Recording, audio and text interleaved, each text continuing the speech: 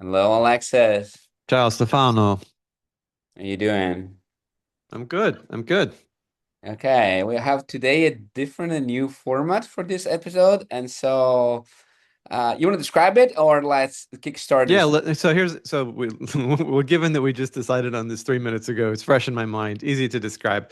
So in the last episode, I talked about agentic search in general, and I talked specifically about a tool I'd created called Email SQL, which allows doing, which is designed to be easy for AIs to use, and designed for allowing extremely rapid search over email. And I think I shared it with you. I haven't published it to the world yet because I haven't gotten around to it or I'm shy or something. And then you had some criticism comments on it, and I thought that we could sort of go through it now as a way of talking about the design of agentic tools, and as a just sort of interesting pairing co-development exercise. And because the tool is intended to be useful not for people but for AIs, we could, while we're working, get AI feedback on if this is easy to use or not by talking to Codex or by talking to Sparky here. Actually got him muted, poor guy, so I'll unmute him now. Yeah, so like the whole point of the last episode was like a thinking like agentic first, agent first design of the tool. So what a best opportunity to just have Sparky on the loop. But we're designing a tool for Sparky to use. So much more than my taste and my comments on your repo. It's much more into his own comments and like taste on the kind of tool that you're designing for him to use. That's right. So Sparky's listening now. I just turned on his mic, and he will later be providing us feedback on the tool. So before we dive in, should I share my screen so people know what we're talking about? Absolutely.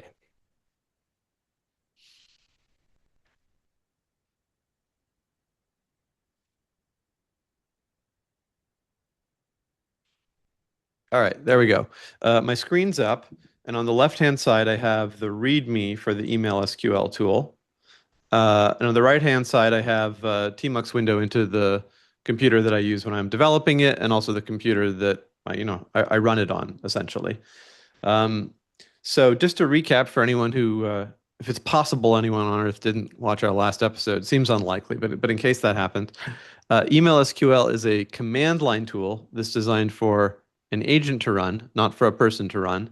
So the agent can make expressive, powerful, easy to author queries about anything that might be in your email. And as a result, first thing I'd point out is this README is not really intended for people to read. It's kind of intended to be a thing that if you point an agent at and say, "Hey, install the email SQL tool," the agent will figure it out. So your first feedback to me was like, "Hey, I looked at the README. I don't like how, this part was confusing." And I'm like, "Well, man, I don't know. It wasn't really written for you, but okay." Um, and similarly, just to point out how the email SQL tool works, I'm gonna do something in my terminal right now. Yeah, exactly. That would be like a little live demo. Yeah. Yeah. So Be first, let me make careful sure I'm because running the. the reality is that like this is really reading all your Gmail account and Yeah, creating yeah. So custom hopefully nothing stuff on your embarrassing comes select. up. Be careful, so Yeah. don't But dox yourself. if you run emailsql dot help, it lists a bunch of. Let me make this window bigger. It lists a bunch of Okay. command line options, but the main one is that right at the top, put at the top so it's easy for the AI to see. AI facing email skill runtime for AI querying, authoring, start with task shape subcommands or email SQL dash dash guide, and then describe only for machine readable schema. So right in the beginning, it's sort of hinting to an AI, hey, if you want to figure out what the hell to do with this, do email SQL guide. And if we do that, we get basically a long prompt. So actually, the Course it, AI can prompt. You're prompting the future agent AI, this kind of thing, to explain how to use. You skill it, the AI. yeah, because otherwise what I'd be doing is I'd be needing to provide this tool and then a markdown file. But if I have the documentation for the tool in the tool, then you can just give the AI a binary and it'll The figure dash out dash how to help, use it. it's a markdown. So Yeah. Okay, so I I know you remember. had your criticism, Stefano, but before we dive into those, maybe we should actually talk to the user. This is like proper user-centric design, right? Absolutely, And the absolutely. user's not you, my friend. The Customer user is first. someone Yeah. like Sparky. Okay, let's give him a second, and then I'll ask what he thinks.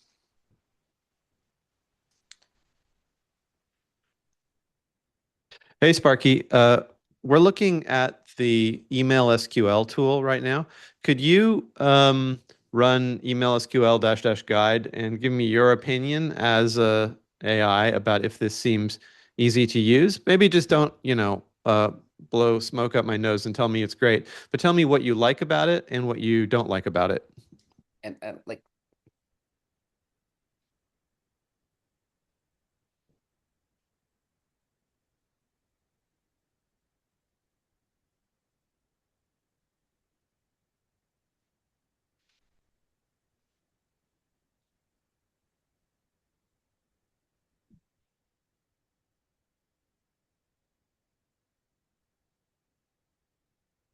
My honest take, it is pretty usable for an AI, especially because it gives strong rules, copyable query shapes, and warnings about real footguns like message IDs, recipient joins, Gmail links, and FTS tokenization. That's exactly the stuff agents mess up. What I don't like is that it's still a lot of text before I know the happy path. I'd want the first screen to say, for common tasks, use search or correspondence. For raw SQL, copy one of these three skeletons, run freshness check for deep analysis. Then put the footguns after that. So good substance, slightly too much upfront density.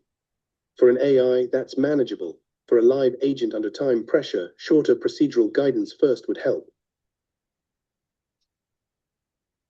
All right, Stefano. Well, that's one point of view. Um, so sounds oh, like he's saying by the that way, the one thing for the audience, in this moment, Sparky is listening on our conversation. So he listened to everything that we said before, and he should know that we're designing the email SQL to be used by him and not by us. So the Yeah, very importance much of the so. So taste. we're designing email SQL to be used by Sparky, not by us. And he hears everything I'm saying, but he can't hear what you're saying because I haven't wired up the audio just right. Okay, yeah, so you should say it. Yeah. Um, And by the so way, one last thing, Sparky is seeing all your screen, both like left and right pane and what is happening. Like that's the right. yeah, I can ask Sparky to look at anything on the screen, but right now he just ran the email SQL dash dash guide himself and then processed the outputs. So that thing that you did last week at some point of looking at it and saying this was confusing, he just did that in, about 30, 40 seconds. That's why it took a while for him to respond. Yeah, we're doing, I know. Um, okay, so I'll tell you how I honestly feel about that critique. It sounds kind of plausible. Maybe it's true. Um, I also am not too convinced by the fact that it sounds plausible. Like my way of operating with this tool has been to, when I'm feeling systematic, do systematic ablations. So I'll have different versions of it, and then I'll just see how well a weaker AI performs with the tool, or else, and I'll look at how many function calls it takes for a query to be handled with the tool. So, um, that criticism sounded plausible, but plausible is different from, validated and confirmed. Um, but I'm curious if it independently overlaps with your criticisms, Stefano. I was feeling kind of something similar to my critique. My main concern was that like the way you make a query, it requires a lot of dash dash options, command, API key, and all the other things. So it boils down to something that's a kind of to make a simple query, make a long list of requests. So let's say my first say, yeah, try to simplify the thing, maybe assuming some of your options can be passed through environment variable, but just to reduce them. But it was even more on the domain of how you want to make a query. Like last week, you ask Sparky to make a request to search for I don't know like how many password reset email they ask you for.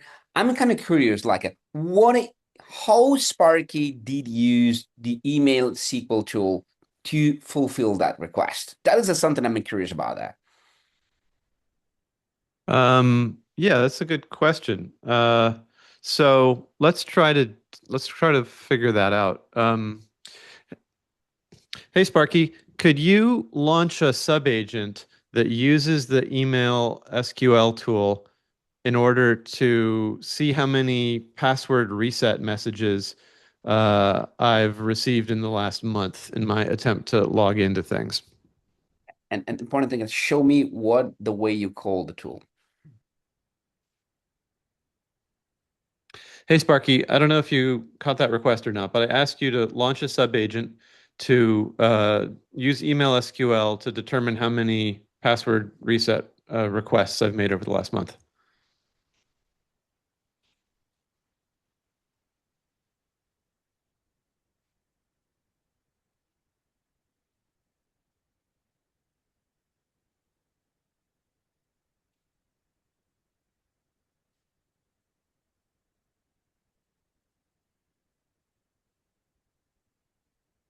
Waiting for the email SQL password reset count sub-agent to finish.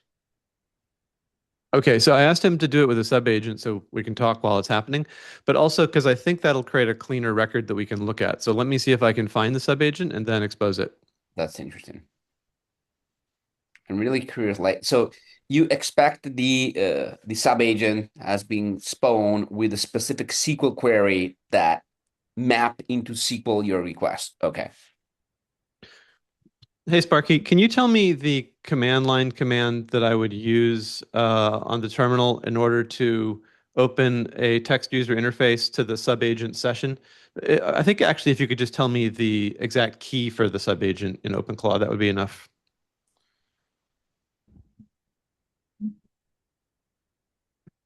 The sub-agent session key is Agent Sparky sub-agent 2FOFA59 DC 970-4813-8F47 shoot. Hey Sparky, my meat brain is not so great with long exact identifiers like that. Could you just create a fresh buffer in Emacs and put the session key in there, please? Yeah, I was opening the question like how we can just copy paste from Sparky's mind to or environment like the buffer and Emacs is the thing.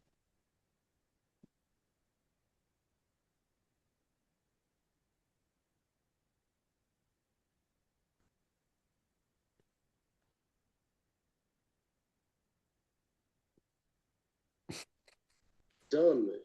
I opened a small Emacs buffer with just the sub-agent session key in it. Thanks, Sparky.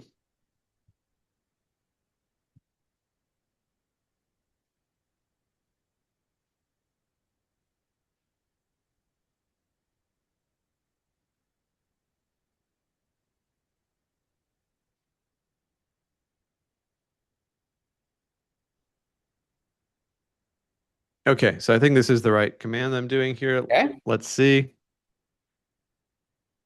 Yeah, there we go. So here's the there you transcript of go. the sub-agent using the tool, Stefano, just what you were wondering about. Sparky, if you're curious what we're looking at, you can see in tmux session email dev window number 4. I'm sharing my screen with Stefano, so I've opened that up so that he can see the work of the sub-agent.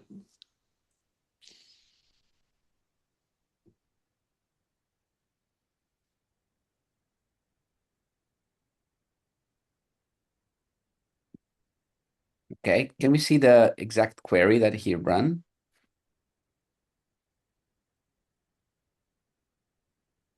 Yeah, I don't see the tool calls here. Let me see if there's a way to expose it in this interface. I'm not actually sure. Actually, hey Sparky, I'm looking at the TUI interface for the sub-agent right now. Could you tell me if there's a way that I can expose the details of the tool calls that were performed by the sub-agent?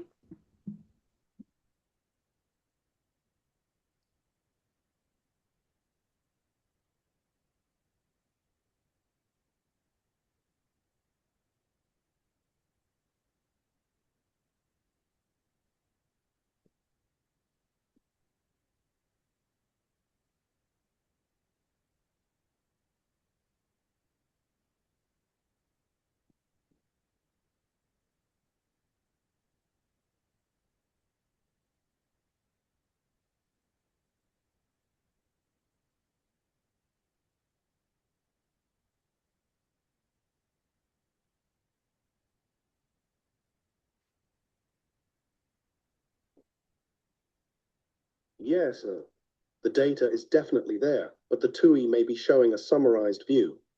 From the terminal, the most reliable command is open clause sessions export trajectory session key agent, Sparky, subagent, 2FAFA59 DC 970-4800. Sparky, my friend, again, I cannot deal with the commands like that. Could you just paste that command into window number 5, please, of that tmux session for me? Thank you. Oh, you can straight ask to paste the stuff into Tmux. That's the thing.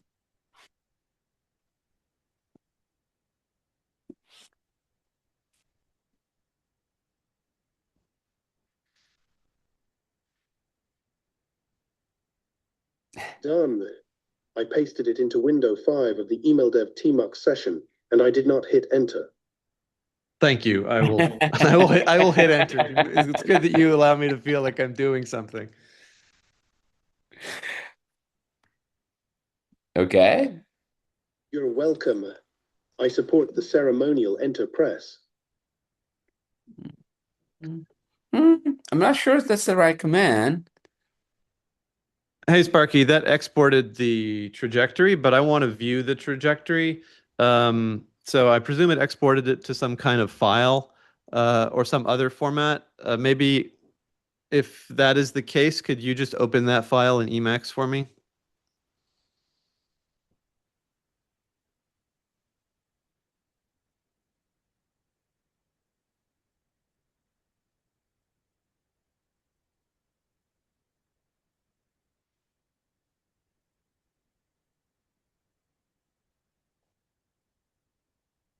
Open the exported trajectories events file in Emacs. That's the main JSONL trace with the tool calls and results.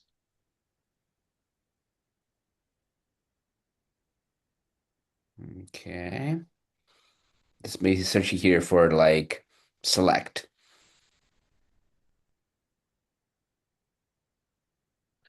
All right, so I'm looking at the buffer. There's of the events that's opened.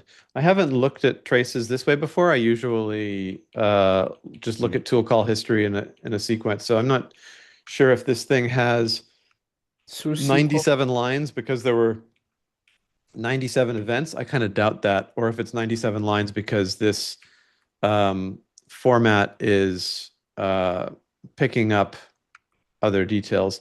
All right, well let's just look at it though. So we got tool call, TypeScript, some identifier, blah blah blah, a lot of noise. Okay. Subagent, whatever. Workspace directory. Okay, it's Okay. What's happening in in the OpenAI Codex runtime. So that's what's running the tool. Okay. And where's the Get tool command? Okay, ID. yeah, Okay. command. So this looks like It's searching generic. for so okay, it's looking for his own like This looks like, yeah, this is like generic stuff to get the yeah. subagent ready. So let me just Oh, look at all the calls to, come back let me there. just look at There all was the, some select, yeah, there was yeah. some SQL select stuff. Okay, so there's here 73 lines that have email SQL in Yeah. them. So that's just naming it. That's just naming it, naming it. Yeah. All right, that's also naming it. All right, so Okay. here's the first method call, There we go. describe. Backend, a message vault. Okay. Yeah. Yeah, he on the answer he says that he first used describe to get the schema, so to know how the table are written. So okay, this he called this. Actually, let's just, why are we reformatting text on our own? Hey, Sparky, could you look at the tool trace that's in the events.jsonl file and filter it so that we're really looking only at the function calls that were made to email SQL, and then format it into a friendly markdown format for a human to read so that Stefano and I can build an intuition about how the tool was actually used, and then take that formatted output and open that in a fresh Emacs buffer, please.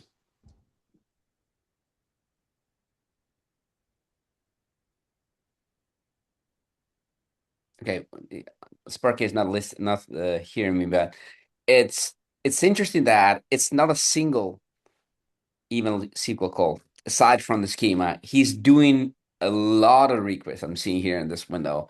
multiple selects, counting something, looking for things, and really curious about like what is happening. Oh, as candidate count, Well, that's typical of agentic filtering. search. It's never It's not one like call. really The whole point is to allow the agent to adapt.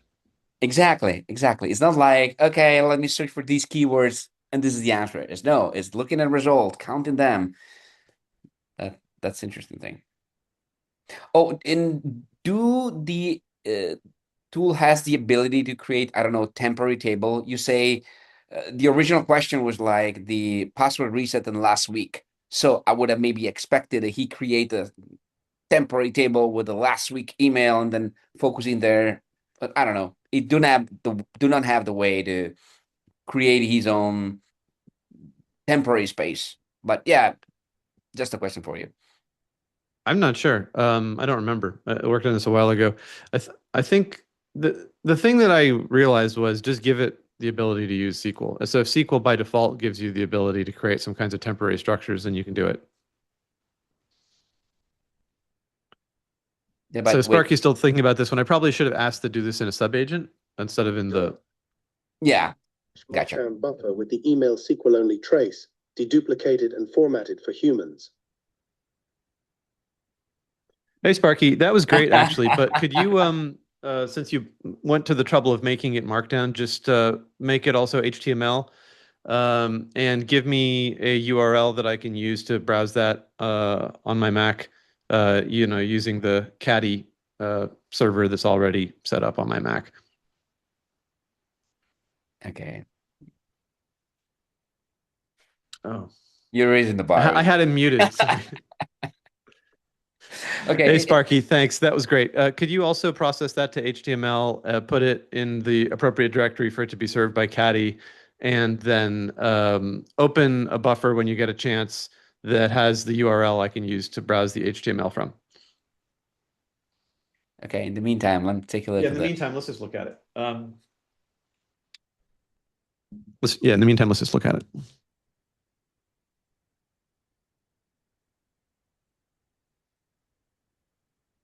Okay, let the schema sync. Oh, okay, it check when it syncs. Okay, even this thing was in the response before, so it checks where it syncs the last time to know if it need to sync again. Okay, two kind of thing that yeah you could have take for granted instead he check it. Okay, let's chew after the point number 3. Actually, let me just look at the top level first. So if I, yeah, go like this, it looks like it was 10 function calls. Uh, so we can just expand them as we go one at a time to see what's up. Done. I converted it to HTML, put it where Caddy serves files, and opened an Emacs buffer with the browser URL. Okay, All right, let me just try opening that real quick.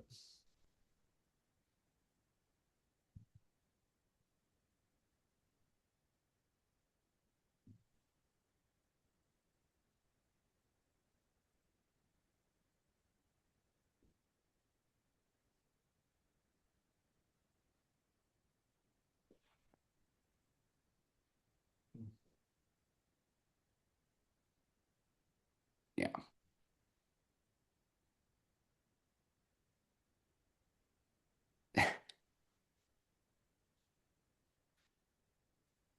okay, All right, there we go.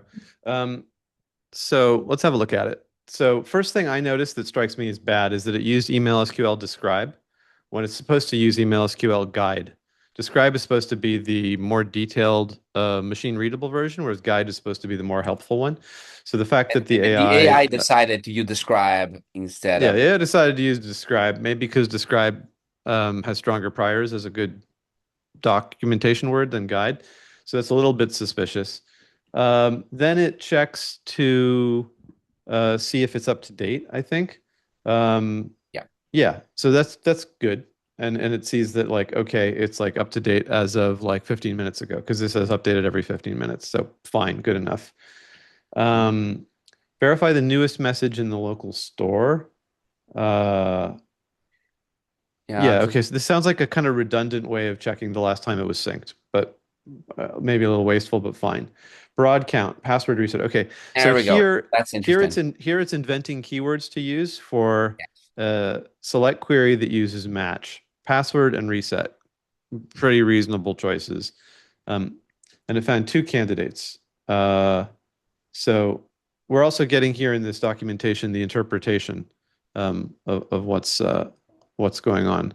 Um, uh, Hey Okay, Sparky, so sorry, I just unmuted you, but Stefano and I are looking through the HTML doc you created. Thank you for that. But you're going to hear me talking about that. So now here's step 5, inspect broad candidates. So it got these two results just from searching on password and reset, and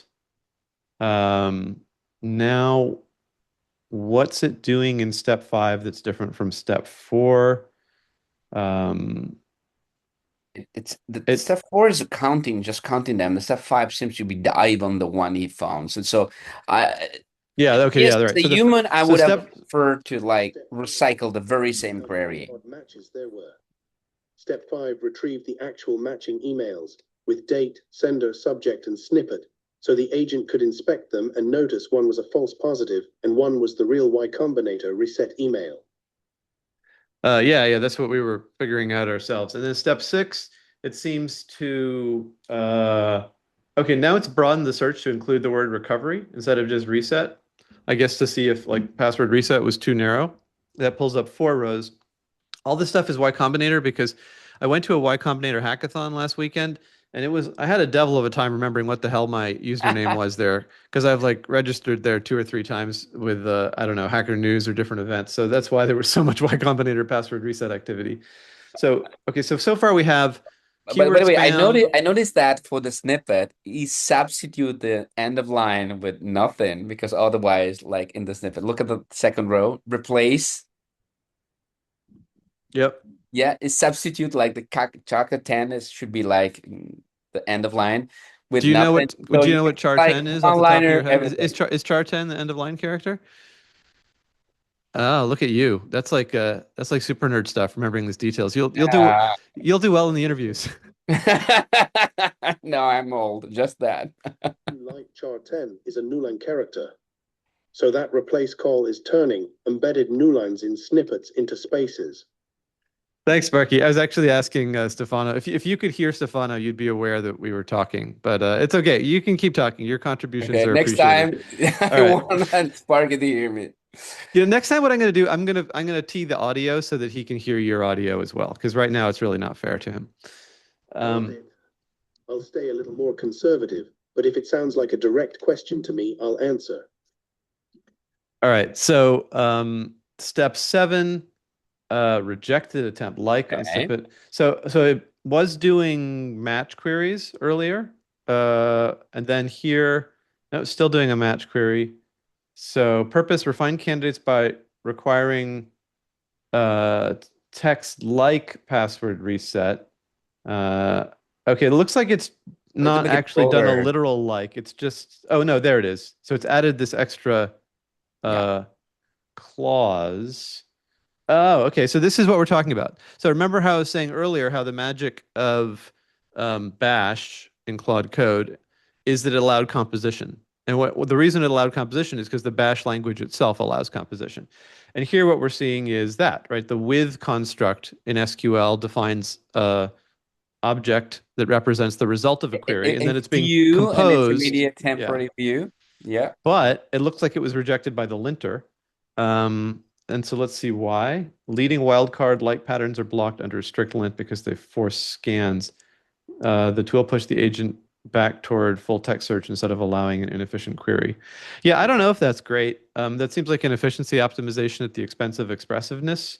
Yeah. So maybe the tool should be a little more tolerable of that form of composition. I'm not sure. Um, so here it's doing another Oh, check where 100 rows here. Another candidate. say what? Sorry, Stefano, what'd you say? You say 100 rows of return this time, like way more. Yeah. So it's sort of starting with a small number of results, I think implicitly because it realizes it doesn't want to blast through its context window, and then it's expanding it. Seems like and now it's exploring. It's like a human exploring the thing with different combination and things. yeah, okay, and then so it's basically doing a lot of you could call it keyword spamming, looking at the results and then looking at some in detail, and then it finally comes up with its conclusion. Hey, I've done a bunch of spamming. I've limited results. I've tried to broaden. I've really only got one result. I realize that our 15 minutes is now 30 minutes, so this is Oh wow. ridiculous. Yeah. So we should wrap up Good now. point. But why don't we just look at the heroic conclusion, see if we buy it. We can. So the agent followed the intended SQL pattern, read guidance, checked schemas, checked freshness. It used full text search, inspected candidates instead of trusting the broad count. Lint rejection was helpful. Maybe, I don't know. Um, Final answer depended on judgment. Yeah. Um, Main caveat, the phrase password reset request I've made is ambiguous. Email corpus can show received reset request notifications, but not always whether Alexis personally initiated the request. The evidence supports one received notification that someone requested a password reset. That could be accurate. My takeaway from it is it strikes me as probably a miss that the tool used describe instead of guide. It strikes me as a bit suspicious that the linter rejected a composition pattern because of a query efficiency concern. Um, but it strikes me as not surprising and probably correct and even optimal Yeah. that the basic way the system works is by the agent like making a lot of tool calls and like exploring the search space. Um, so I don't think we've actually succeeded in agreeing on any way that it should be revised, but we've seen how it works. Yeah, let's try to wrap this up so we don't exhaust people. Yeah, But we should what wrap are it your up, thoughts, but Stefano? yeah, we should wrap this up so that we really go over time. But yeah, for the next time we want to see the question like what would you have changed to the email SQL? The question for Sparky, of course.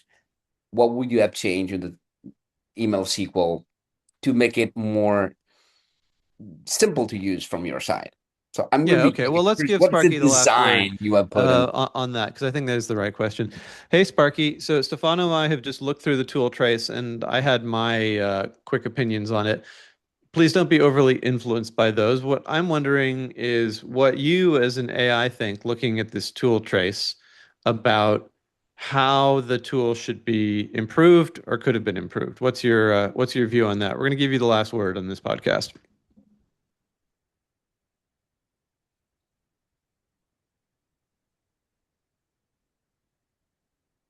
My take is that the tool is basically working because the agent used it like a careful analyst. Schema first, freshness check, narrow query, inspect rows, broaden, then refine. The improvement I'd want is a clearer middle layer between raw SQL and final judgment. Something like a built-in candidate review mode. Show count, representative rows, likely false positives, and suggested next query. The trace shows the agent inventing that workflow itself. That's good, but the tool could teach that pattern more explicitly. Also, the final ambiguity matters. Requests I made versus emails saying someone requested. Email SQL should maybe make that distinction louder. It can observe mail evidence, not personal intent. Hey, Sparky, I don't really understand that feedback because it sounds like you're saying that a likely way to improve the tool would be to endow it with the intelligence that the agent itself is exercising, both at the final results stage and in the intermediate query results interpretation stage. And the tool is just an interface to search. So can you maybe explain how you are thinking that might work, given the assumption that the tool is not itself as powerful as the agent?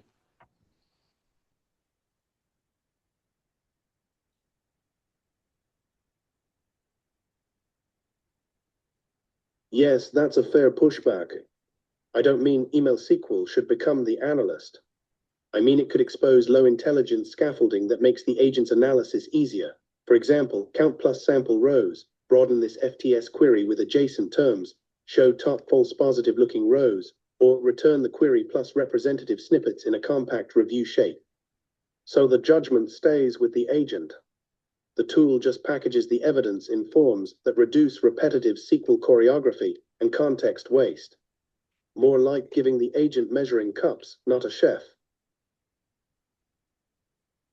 Very colorful. I'm not sure I'm convinced, but thank you for your contribution. Any last words, Stefano, before we wrap this up? No, I'm okay. All right. This was a fun one, a bit long, but this is Yeah, it was real fun. live, real live Yeah, meta yeah, that like agentic coding with an agent on the spot to help. was much more a Twitch than than a Yeah. YouTube episode, but yeah, we got it. So this is real life. This is happening like live, buona la prima.